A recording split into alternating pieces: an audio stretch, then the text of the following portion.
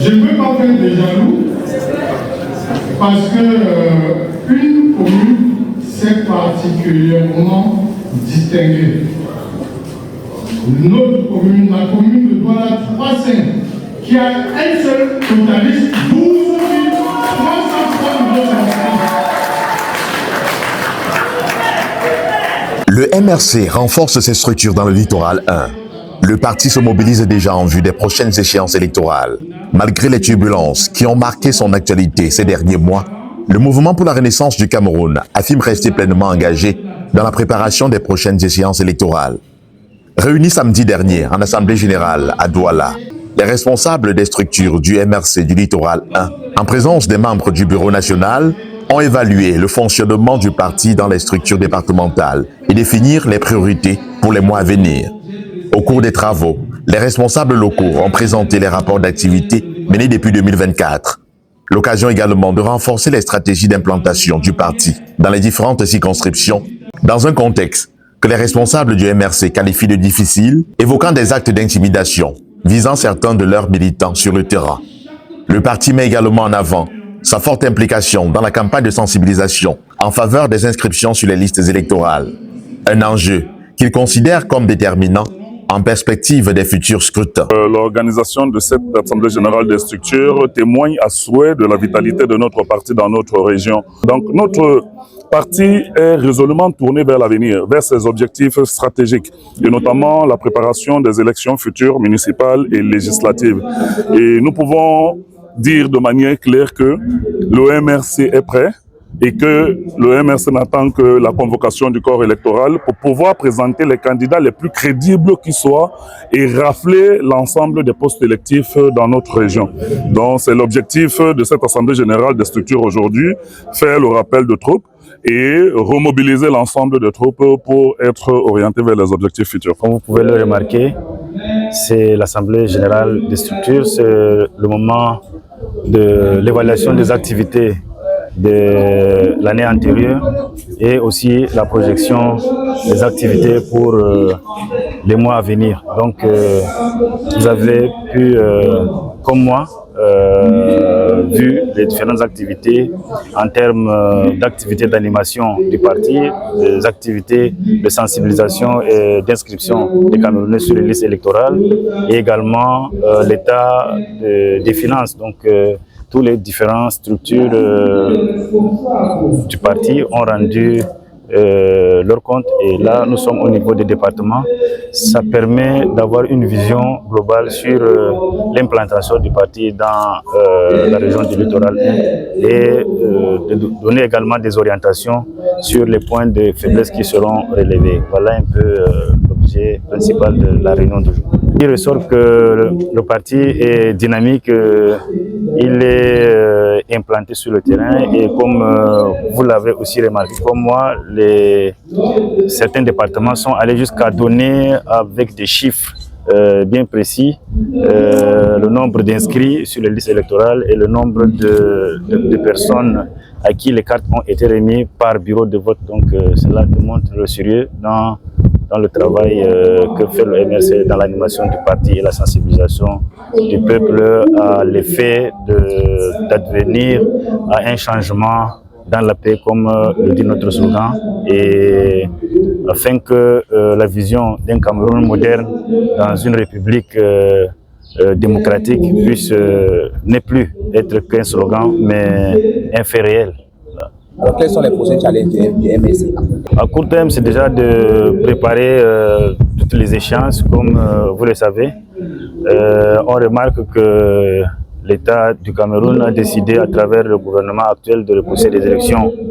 Je ne sais pas si c'est pour mettre sur pied des députés, des maires à vie, mais je pense qu'un temps s'arrêtera et puis il ne faut pas être surpris parce que quand un gouvernement est aux abois et en panne d'idées, ces ajustements ne sont plus ceux qui respectent les normes d'un État démocratique dont nous sommes en alerte. Donc, à court terme, c'est déjà la mobilisation de tous nos militants et de rester sur le pied de guerre politique. Les difficultés, vous pouvez remarquer, c'est déjà les contraintes administratives que nous dresse le régime à travers sa béquille administrative, donc d'empêcher systématiquement toute réunion. Et vous voyez que même Elekam veut jouer au jeu en empêchant au MRC d'apporter un appui à la sensibilisation de la population à s'inscrire sur les listes électorales. C'est quand même assez contradictoire pour un pays dont l'ensemble démographique est autour de 30 millions,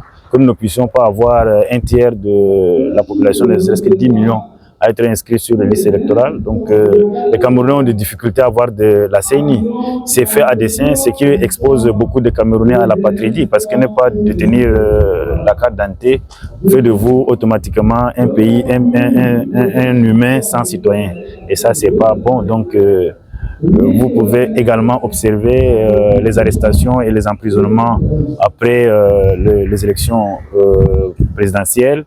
Le MRCO est devant pour pouvoir défendre tous ces détenus parce que certains n'ont pas d'avocat et cela exige également la mobilisation des moyens financiers parce que il faut soutenir les avocats dans leur déplacement. Déjà qu'eux, ils ferment leur cabinet, donc exposent leur propre métier à la vulnérabilité en allant défendre les autres. Donc c'est des contraintes qui sont majeures, mais nous sommes déjà habitués à cet exercice parce que c'est depuis plus de 2018 que nous sommes dans cette situation et nous tenons bon. Pour les militants, c'est de leur dire ne baissez jamais les chines. Si on baisse les chines devant une dictature, soyez rassurés, ça va continuer. Si on avait réformé la traite négrière, comme je l'ai dit à quelqu'un, c'est que peut-être certains d'entre nous aujourd'hui seront dans les champs de canne à sucre, peut-être au nord-est du Brésil. Donc il faut s'élever devant toute dictature et utiliser les moyens institutionnels que nous avons afin de la combattre, de la faire tomber.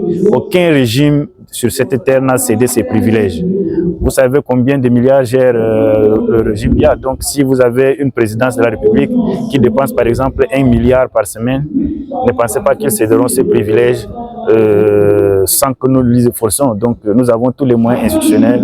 C'est aussi le rôle des journalistes que vous êtes, de dire aux Camerounais de s'inscrire sur les listes électorales, de retirer leur carte, de voter, de protéger leur voix et que s'ils veulent tricher, qu'ils trichent et que tout le monde voit qu'ils ont triché.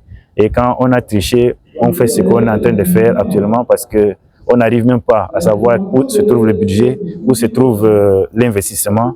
On préfère investir là où il n'y a pas le besoin, mais là où se trouve une élite. On vole, on ne sait pas où garder, on devient comme des rats, c'est-à-dire voler même ce qui n'est pas nécessaire. Pendant ce temps, le peuple croupit sur la misère et la faim. Cette rencontre a aussi permis au Bureau national d'apporter des clarifications sur les débats suscités par le retour du professeur Maurice Kamto à la tête du parti. Face aux interrogations exprimées par certains militants, les responsables du MRC assurent que les instances dirigeantes fonctionnent dans le respect des textes du parti. Monsieur le vice-président, vous avez tenu une conférence de presse hier. Vous êtes revenu sur une question polémique qui concerne le retour du président Maurice Kamto à la tête du MRC. Vous, comment vous vivez ça au sein de votre parti? Parce qu'il y a certains qui sont anciens, il y en a qui se revendiquent d'être du MRC originel. Est-ce que c'est la sérénité au sein du parti ou alors ça peut créer une scission au sein de votre parti? Comment vous vivez cette situation-là? Vous savez, le MRC est un parti politique avec ses règles, ses statuts. Et nous, on a un MRC sans adjectif. Originel ou machin, moi je ne sais pas ce que ça veut dire, ça n'a pas été la logique du MRC. Le MRC et MRC, c'est sans adjectif. Donc ceux qui ont cherché un adjectif à adjoindre au MRC connaissent les objectifs qu'ils recherchent. De toute façon, c'est moi qui avais convoqué le Conseil national. Et à l'issue du Conseil national, les militants ont jugé bon de réintégrer le président Maurice Kamto à ses fonctions, ce qui a été fait.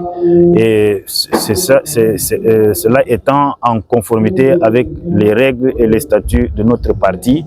Je le répète encore, ce n'est pas parce qu'un maire délivre l'acte de naissance d'un enfant qu'il devient son tuteur. Le Minepat, ce n'est pas parce qu'il signe les déclarations des partis politiques qu'il devient le tuteur des partis politiques. Il faut laisser l'enfumage. Notre parti politique peut modifier ses textes, faire de ces textes ce qu'il veut et va juste informer le MINAT et l'autorité compétente. C'est ce que dit la loi. Donc, ceux qui se mettent de côté, ils se mettent de côté eux-mêmes. Pour le moment, on n'a exclu personne du MRC. Donc, nous menons nos activités sereinement. Et moi, je dis, ça fait mal parce que si l'apartheid était au Cameroun, je suis sûr qu'on devrait être encore sur le régime de l'apartheid parce que les gens ont des formules magiques. Mais ils refusent de partager cette formule magique pour que le changement arrive et accusent les autres. Moi, je suis au MRC depuis 2013. J'ai fait la prison, j'étais fonctionnaire moi. J'ai été contraint d'abandonner ma fonction de fonctionnaire parce que j'ai été nommé délégué d'arrondissement en DOP. On ne peut pas prendre un ingénieur agronome, c'est-à-dire catégorie A2, et le réduire au simple poste de délégué d'arrondissement, c'est-à-dire de collecter quelques données dont il n'a même pas le pouvoir de pouvoir analyser et de les transférer au délégué d'arrondissement. Il y a le poste, il y a le profil du poste. Donc c'est pas que je refuse d'aller travailler, mais je trouve insultant de me prendre et me réduire assez. Donc chacun paye le prix. Si chaque fois qu'il y a des accords entre deux personnes, on va sur les chaînes de télévision commencer à pondre des adjectifs qu'on a à un parti parce que on veut. Moi je vous dis à des télévisions au Cameroun, s'ils vous appellent une fois, deux fois, posez-vous des questions sur votre engagement politique. Est-ce que vous êtes vraiment du côté du peuple ou vous voulez chercher la notoriété? À l'issue de cette assemblée générale, les responsables du MRC du littoral affichent leur volonté de poursuivre la mobilisation des militants et de renforcer leur présence sur le terrain. Une démonstration d'unité qui, selon les dirigeants du parti, contraste avec les divisions souvent évoquées par leurs détracteurs. Toutes les incantations auxquelles se livrent certaines personnes ne correspondent pas à la réalité du terrain. Le MRC vit bien, il vit très bien dans notre région. Nos structures se mobilisent plus que jamais. Nous continuons à renforcer l'implantation du parti. Au niveau des inscriptions sur les listes électorales, en dehors du MRC, je vois rarement d'autres formations politiques qui travaillent autant sur le volet de la sensibilisation des Camerounais afin qu'ils puissent s'inscrire sur les listes électorales. Donc notre parti est résolument tourné vers l'avenir, vers ses objectifs stratégiques. À plusieurs mois des prochaines échéances électorales, le MRC entend donc tirer les leçons de ses choix passés, notamment le boycott des élections législatives et municipales de 2020, et affirme vouloir concentrer ses efforts sur la mobilisation de ses militants et des électeurs. Vous rêvez de parler anglais avec confiance pour vos études, votre travail, vos voyages ou vos examens. Alors cette opportunité est faite pour vous. À Professeur Ouélé Academy, nous aidons les francophones à apprendre l'anglais rapidement, en 4 mois seulement, grâce à une méthode simple, pratique et efficace. Ici, chaque apprenant bénéficie d'un accompagnement personnalisé, adapté à son niveau et à ses objectifs. Compréhension, expression orale, exercice pratique, suivi individuel. Tout est mis en place pour vous faire progresser dans une ambiance motivante et professionnelle. Rejoignez notre prochaine session de formation du 30 juillet au 13 novembre 2026 et développez enfin votre confiance en anglais. Bonus spécial, les 10 premiers inscrits bénéficieront d'une réduction exceptionnelle. N'attendez plus, inscrivez-vous dès maintenant via l'adresse email professeurweleacademy@gmail.com ou contactez-nous via WhatsApp au +1 202 276 5592. Avec Professeur Ouélé Academy, l'anglais devient facile et épanouissant avec le soutien d'Echo 237, média partenaire. Mesdames et messieurs, préparez-vous pour l'événement le plus glamour et prestigieux de l'année. The Night of Excellence, la 2e édition arrive à Pittsburgh, en Pennsylvanie. Une soirée exceptionnelle dédiée à l'honneur, à la célébration et à la reconnaissance des leaders, acteurs communautaires et personnalités remarquables qui ont marqué notre communauté durant l'année 2025. Rendez-vous le samedi 15 août 2026 à 19h précise au Legacy Event Center. Au programme, un somptueux tapis rouge, des distinctions honorifiques, des prix et concours à gagner, une ambiance chic, classe et glamour et de nombreuses surprises tout au long de la soirée.